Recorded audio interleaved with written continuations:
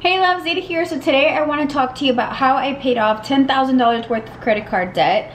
At first I was a little bit apprehensive about making this video simply because I know that talking about money can be a little bit taboo. It can be a little tacky to some, and to be quite honest, this subject is embarrassing to me to some extent. But I also do know that a lot of people come online and they talk about hauls, lavish trips, lavish gifts, fancy outings and things like that, but not a lot of people talk about the importance of budgeting, money management, and the fact that debt really can stunt your growth and hinder your life plans. So today I'm going to talk to you about what I did to get out of debt, as well as share some resources that helped me reach my financial freedom. Personally, the first thing that I did was educate myself. I didn't grow up knowing a lot about money. I wasn't strict about money or even really thought about it too much. So the first thing I did was actually get a copy of Dave Ramsey's audiobook, The Total Money Makeover. I wanted some type of tangible advice, and if you Google like debt free or how to get out of debt, his name always comes up, and there's a good reason for that. He's very knowledgeable when it comes to finances, and he gives you that tough love type of approach, which I think is important when you want to pay off your debt, because when you have that draining you, when you have that on your shoulders, there's no time to like frou-frou things up or try to make them seem better than what they are. You have to be tough with yourself, and you have to get to the point, and that's what Dave Ramsey's like. I will say that Dave Ramsey is very specific about how he approaches debt and how he wants others to do it. So with that being said, I did take some lessons from him, but I adapted them into my own lifestyle and make them my own in a way that works for me. So what are the tips? So the first tip was that I had to look at my budget. So facing my budget was actually pretty uncomfortable because I wasn't really just looking at numbers. I was actually coming to terms with some of my bad habits, you know, overspending, being careless, and also realizing that I wasn't going to be able to buy everything I wanted to buy when I wanted to buy it, which was hard, but at the same time it needed to be done. So what I did was I grabbed a journal, I wrote down exactly how much money I was making, how much my bills were costing me, and what I was spending my money or lack thereof on every single month. And it did take some time to go back and forth and analyze it, but after doing so, I came to several conclusions, which included the fact that, one, I didn't have a budget for things like groceries or my gas, things like that. Two, I was spending money on stupid stuff like subscriptions, like Allen's Gym membership, Audible, Planoly, stuff that I enjoyed, but at the same time I didn't need to have in my budget. And then the last thing was that I could find ways to save money in some of those expenses that I couldn't really eliminate, but I could make them lower. For example, my phone bill or my car insurance and things of that nature. So although that seems very basic and like common sense to a lot of people, it actually may not be, because a lot of people that have debt are not doing this on a monthly basis or regular basis or ever. So that's how they get themselves into debt, myself included, because you're playing this game of guessing numbers, assuming that you have money, forgetting that you spent it somewhere else. So it was really important for me to like knuckle down my budget and really figure out how much money I was making and what I had to spend. So after that budget was made, it was easier to make a realistic plan on how much money I was going to be able to tackle towards the debt every single month, and then how long it was going to take me. Something that I do want to mention when creating, that to me is important when creating a budget, is to be realistic with yourself. At the beginning for me, it was hard to let go of certain habits. For example, shopping. I wanted to buy clothes, I wanted to buy stuff to decorate my apartment, things like that. And although it seems counterintuitive to make a budget for something that's not necessary when you're trying to get out of debt, for me it made sense, and let me tell you why. The reason is because when you have control over your spending, it's easier to stay on track. For example, if I had a small budget of, let's say, $100 for clothes a month, if I bought a $20 shirt, I knew it was within my budget, as opposed to saying, I'm not spending ever again on any clothes until I pay off my debt, and then I accidentally buy something because I lost willpower, and then I feel like I lost control, and then I spiral out of my plan. So that's not what I wanted to happen. I still had a budget for certain things that probably weren't necessary, and eventually I did wean off of that. But I did want to mention to be realistic, because maybe it might not be shopping for you. Maybe you really like to go out to eat, maybe you want to hang out with friends, things like that. So it's important to include those budgets and stay realistic. And as time progresses, you can obviously become more regimented and intentional with your spending, but of course you're learning as you go. I mean, getting out of debt is such a big thing, and it takes time to perfect it. Now, something I do want to mention that it's important, that I think is important to note, that was unique to my situation, was that I actually only had one credit card that I was paying off. I know a lot of people have several credit cards, so something that I would recommend if that's the case with you is the snowball effect. So basically the snowball effect is something that's supposed to help you psychologically, in the sense that you pay off your smallest debt and then your biggest one at the end, and you do it that way regardless of whatever interest rates you may have, because it gives you this boost of morale to keep going. So if you're interested in that, in the snowball effect method, then I'll leave a video in the description so that you can learn more about it, because I do see how and why it is effective for a lot of people. So after I established my budget, I had to modify my lifestyle, which probably is, you know, the hardest part, because you can walk the walk, but this is when you're actually like talking the talk. So the first thing that I had to do was obviously cut down on my shopping. You may have noticed that I stopped making as many haul videos, I stopped shopping, I didn't really make fashion videos or posts, things like that, because I didn't have the money in my budget to shop, and my priorities had shifted. So although I love doing that stuff, my main priority was just to pay off my debt, and that's what I had to do. I also became more alert of what the difference is between need and want. I think nowadays we're just so fixated on thinking that we need everything that we see online, and everything is so accessible. You can order it with just a little click, and it's easy to get deviated from your plan. But I think the more you practice the difference between need and want, and really just buying those things that truly are exceptional,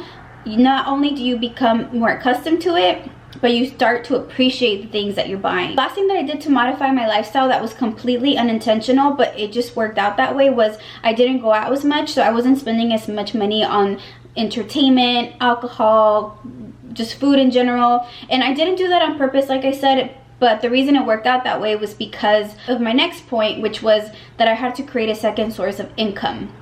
So with a second source of income, it's not for everyone, but I really do recommend it. It makes such a difference when you're trying to pay off debt, and it helps you get there faster. So personally, what I did is I picked up a job at a boutique, and I was working there on the weekends. So I was working Monday through Friday at my office job, and then on the weekends at the boutique, which was a good place to work. It had a great environment, it was fun, but I was becoming so exhausted. I was so drained, like physically, mentally. I didn't have time to do anything besides just work, and it was getting overwhelming. So when I got my check at the end of the 2 weeks from the boutique, I would look at it and I just felt like it wasn't enough money, considering all the time and energy that I was investing into it. So then I had to go back to the drawing board and figure out how I could make more money in a way that was more lucrative and it was more flexible. And that's when I decided that it would be better if I just opened up my own online boutique. So that's what I did. And of course, that took its own time, its own resources. But I think that it was worth it, because again, it was a way for me to get to my goal in a more flexible way. And I know that not everyone has time or the resources per se to work a second job. You know, you might have kids or other commitments that you need to attend to. But at the same time, I think with this day and age, I think there's so many ways that you can find ways to make extra money with the skill set that you already have and the resources that you have. Even ways that you don't have to invest money up front, like I did with the boutique, for example. But I do think that there's a way, like if there's a will, there's a way, because there's so much information on the internet and so many opportunities that I do want to encourage you at least to try. So again, like I said, working a second job may not be for everyone, but something that you can consider that I also did was to sell the stuff that I no longer wanted, needed, or used. So before, the way that I used to be was, if I had like a piece of furniture that I didn't want anymore, I would be like, who can I give it to? And I would give it away.